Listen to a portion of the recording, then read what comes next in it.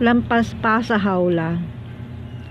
Ikapitong umagang paglalakad, Mayo 8, 1973. Dr. Singh, ngunit hindi ba't kailangan ng buhay na nilalang ang materyal hanggat siya ay nasa materyal na kalikasan?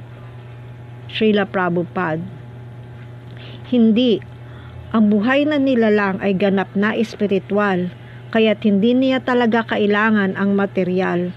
Ngunit dahil may sakit ang kanyang pag-iisip, iniisip niyang kailangan niya ito.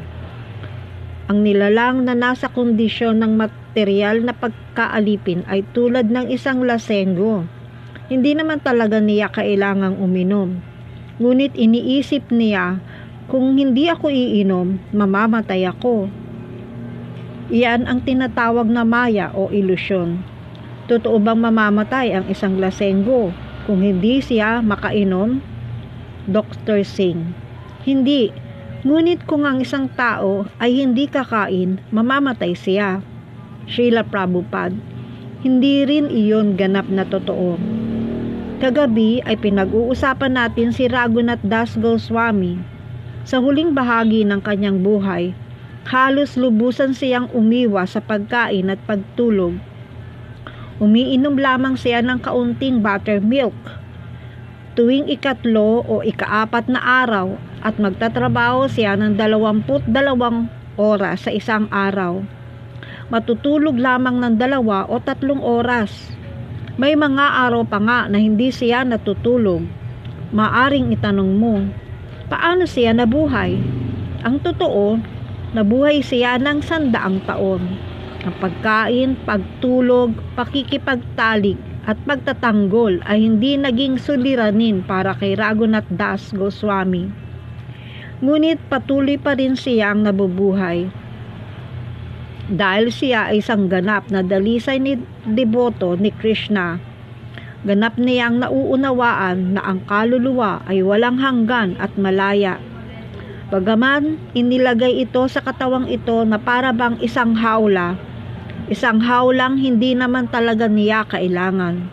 Isipin mo ang isang ibon na nasa loob ng kulungan. Nabubuhay ba siya dahil nasa loob siya ng kulungan? Hindi. Kapag wala siya roon, siya ay malaya. Ngunit iniisip ng mga tao na dahil sila ay nakakulong sa kanilang katawan, sila ay masaya. Yan ay isang kahangalan. Ang totoo, ang pagkakakulong natin sa katawang ito ang dahilan ng ating takot.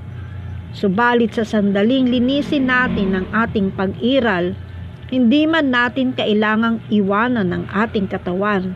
Agad tayong magiging abaya o walang takot. Sa Bhagavad Gita 18:54, sinabi ni Panginoong Krishna, ang sino mang nasa ganitong kalagayang transcendental ay agad na mauunawaan ang kataas-taasang Brahman at nagiging ganap na masaya. Hindi na siya nagdadalamhati o nag-iimbot ng anuman. Siya ay pantay ang pagtingin sa lahat ng nilalang. Sa ganitong kalagayan, natatamo niya ang dalisay na paglilingkod ng pag-ibig sa akin. Maaari natin agad na igisingin ang ating orihinal na espiritual na pag-iral.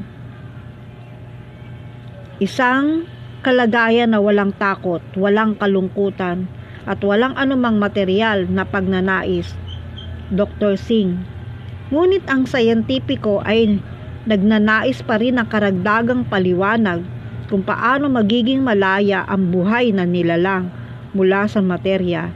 Srila Prabhupada, hanggat ikaw ay nasa kondisyon ng material na pag-iral, ikaw ay nakadepende sa material.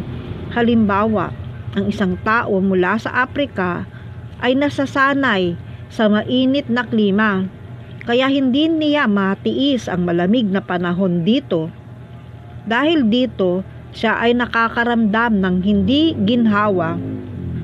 Ngunit narito naman, itinuturo ang mga batang naglalaro sa tabing dagat. Maraming hindi naaapektuhan ng lamig.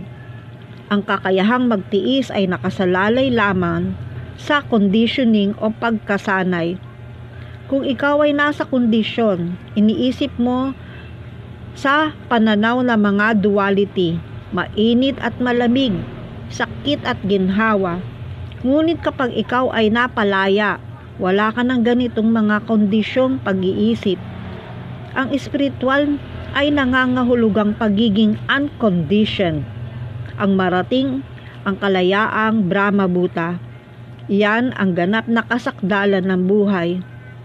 Ang pagiging nasa kondisyon ay nangangahulugan na bagaman ang kaluluwa ay walang hanggan dahil sa kanyang pagkasanay sa material na pag-iral, iniisip niyang siya ay ipinapanganak, siya ay mamamatay, siya ay may sakit, at siya ay tumatanda. Ngunit ang isang unconditioned na tao ay hindi man lang tumatanda. Si Krishna ay inilarawan sa Brahma Samhita 5.33 na ang ibig sabihin ay siya ang pinakamatanda, ang pinakauna sa lahat ng nilalang. Ngunit siya ay walang katandaan. Lagi siyang lumilitaw bilang isang kabataang lalaki na waring 20 taong gulang sapagkat siya ay ganap na espiritual. Haribol.